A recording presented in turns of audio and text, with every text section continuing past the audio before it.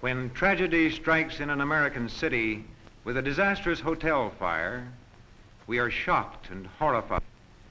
Before this blaze was extinguished, 52 people had lost their lives. Among the dead were Alfred Hilton, pianist. Audiences lost the inspiration and pleasure that a fine musician can give. John Bright, machinist. Industry lost the productive power of a skilled workman. Jane Edwards, housewife. A family lost a mother's care and affection.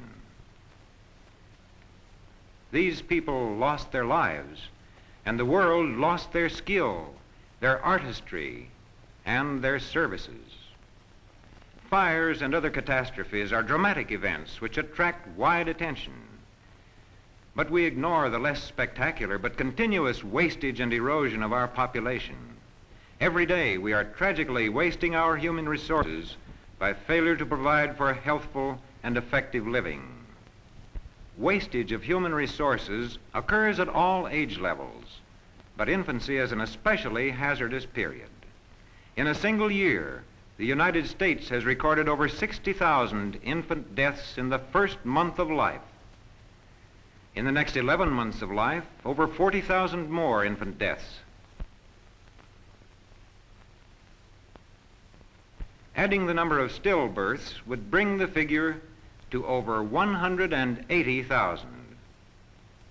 These infant deaths could be cut in half if the available health and medical knowledge bearing on infant and prenatal care were widely applied. Next to infancy, childhood is the most hazardous period of life. In these years, children are exposed to many dangers of the physical environment. These dangers cause by far the greatest number of deaths in the childhood years. Accidents like this that kill and cripple thousands of children every year are caused by carelessness and inadequate safety precautions. They are almost all preventable, and so are diseases like pneumonia and influenza, which also take a heavy toll in sickness and death among this age group. Most of these losses, too, could be avoided by early use of preventive measures and better medical care. And various diseases which attack growing children and hamper their normal development. Their childhood is robbed of happiness and blighted by physical disaster.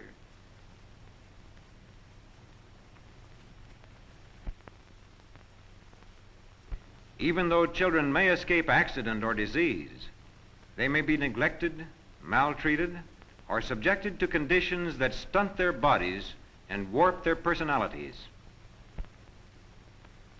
After the childhood years with their attending hazards, boys and girls face the transition to adolescence. This is a period of rapid physical growth and social adjustment. It is also an important time for education for citizenship, for family life, and for useful and personally satisfying work. Yet, many youths, especially in rural areas where schools are often poor, are denied the opportunity for essential education. In cities, they leave school for dead-end jobs that allow for little mental and vocational growth. They fail to get the training necessary for more productive work. Many spend their time in unhealthy surroundings that foster juvenile delinquency, especially among those who have had an unhappy childhood. This is an inexcusable waste of our most valuable resource. That might do it. The records of our juvenile courts all plainly show how widespread is this tragic waste of youth. This wastage could be prevented by more adequate provision for the basic needs of youth. Just as there are many hazards to mental and social development of youth, there are also many hazards to their health. These hazards often go unrecognized even by youth itself. At this time, energy is expended in a variety of sports and social activities. But in spite of youthful and vitality, they already have hidden handicaps, heart ailments, for example. Far too many youths do not receive adequate medical care and health supervision. The neglect of health in childhood and youth was in a large measure responsible for the conditions revealed by selective service examinations for World War II. About 2/3 of our available manpower of military age were fit to fight. The other 1/3 was rejected or later discharged for nervous and mental disorders, muscular and skeletal defects, venereal disease, hernia, heart diseases, ear, nose, and throat disorders, poor eyes, tuberculosis, and other causes. And these were the findings with a group of men at the most vigorous time of life.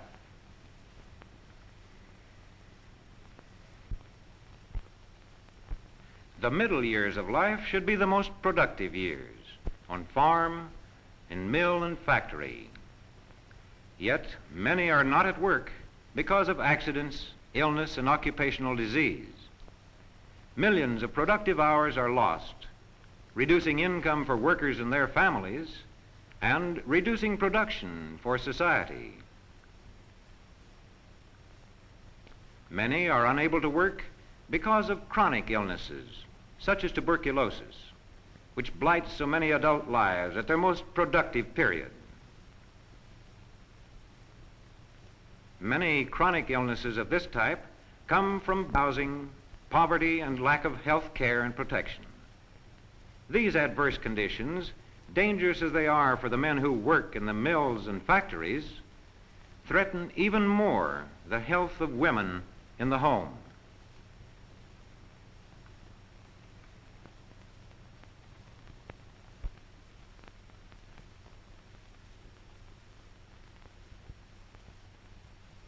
Medical science has greatly reduced the dangers to mothers, but wider application of medical knowledge on prenatal and obstetrical care is necessary if we are to give adequate protection to all our families. While the energies and skills of a nation's people are its vital resources, often they are wasted by unemployment and involuntary idleness. This not only deprives society of services, but also robs workers of income needed for their families and undermines their self-confidence. Further wastage of skills and energies takes place in old age.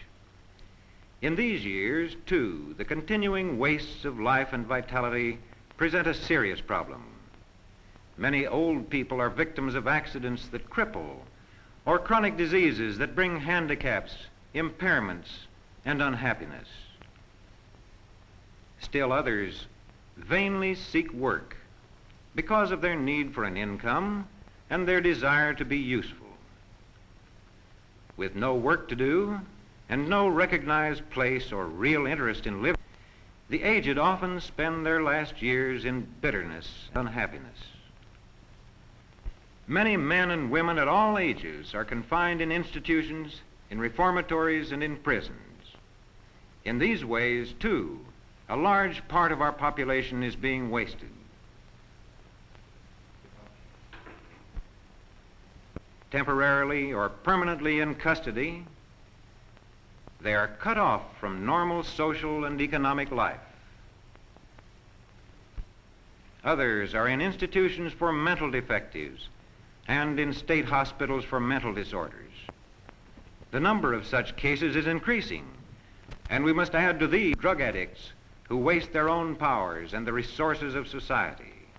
Finally, there is war, the most tragic waste of all. 20 million killed by war from 1941 to 1945. 50 million like these disabled. Uncounted millions of the world uprooted and displaced. This wastage of the world's human resources by war need not occur again. One of the most cherished documents of our democracy proclaims the inalienable rights of all men to life, liberty, and the pursuit of happiness. What a challenge to every one of us